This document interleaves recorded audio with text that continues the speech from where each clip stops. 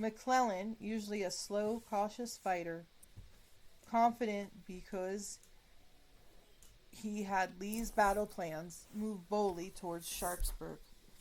On September 14th, Lee was ready to abandon the Maryland invasion and return to Virginia, but changed his mind when Jackson sent word he had taken Harper's Ferry with 13,000 arms. With hundreds of Union wagons also seized, the South was in a position to continue, but it ran into 87,000 McClellan forces at Sharpsburg.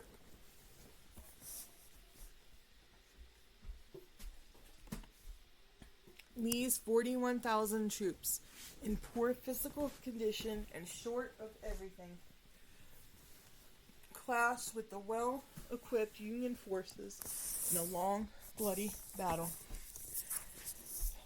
Union fire was so heavy that every stalk of corn in one field was cut as closely as it could have been done with a knife. We had hidden in the field at dawn, a wounded rebel soldier told the doctor. A mist and the standing corn protected us, but the sun drove the mist away and canister stripped the corn. Almost every man died in rows where we had hidden from the unexpected attack. The doctor shook his weary head as stretcher after stretcher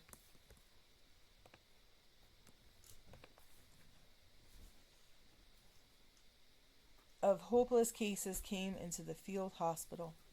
No battle ever fought on North American continent spilled more blood in a single day. About 10,700 Southern casualties were counted. McClellan lost a little over 12,400 men. The North called the battle Antietam, and the South called it Sharpsburg. If McClellan had followed up his advantage, there is doubt the South could have survived.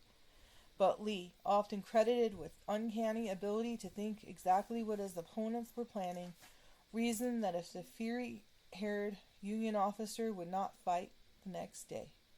As usual, Lee was right. After midnight, Lee escaped. He led the way back across the Potomac in the chilly dawn. The Maryland invasion was over by September 19th. Lee returned to Virginia, and more bad news. Taylor, Lee's longtime aide and now a major, entered the tent which Lee always insisted upon using as long as his troops had to sleep in the field.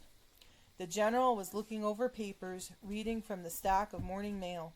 Taylor left the tent and then came back. "With my accustomed freedom," Taylor said as he entered the headquarters tent without announcement, "I was startled and shocked to see him overcome with grief, an open letter in his hands." The letter carried the sad news that Lee's 23-year-old daughter, Ann Carter Lee, had died of a swift, terrible fever. Lee wrote his wife, "I cannot express the anguish I feel at the death of our sweet Annie. To know that I shall never see her again on earth, that her place in our circle, which I had always hoped to one day enjoy, is forever vacant, is agonizing in the extreme. But God," he concluded in the letter, "in this, as in all things, has mingled mercy with the blow, in selecting the one best prepared to leave us.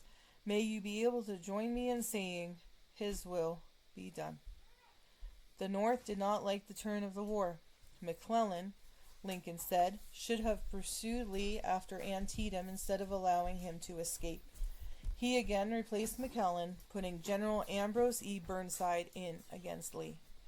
Burnside, on December 13th, tried to dislodge Confederates at Fredericksburg.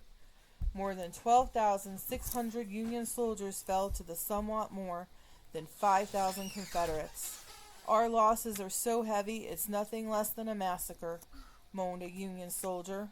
Blood ran across his face from a scalp wound.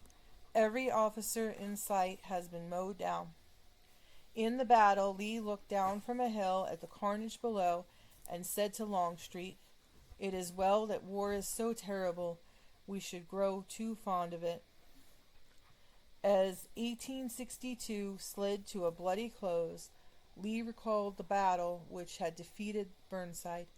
The Army of Northern Virginia was cited for high appreciation of the fortitude, valor, and devotion displayed by them, which, under the blessing of Almighty God, have added to the victory of Fredericksburg to their long list of triumphs.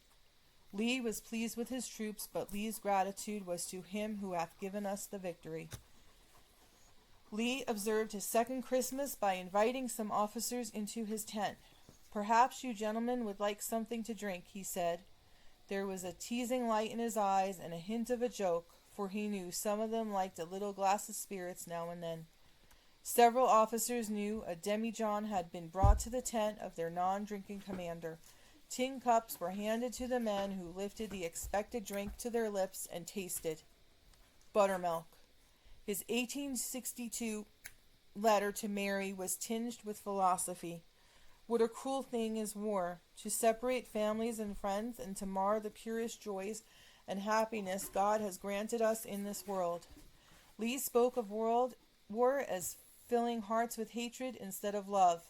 He added, "I pray that on this day, when peace and goodwill are preached to all mankind, that better thoughts will fill the hearts of our enemies and turn them to peace."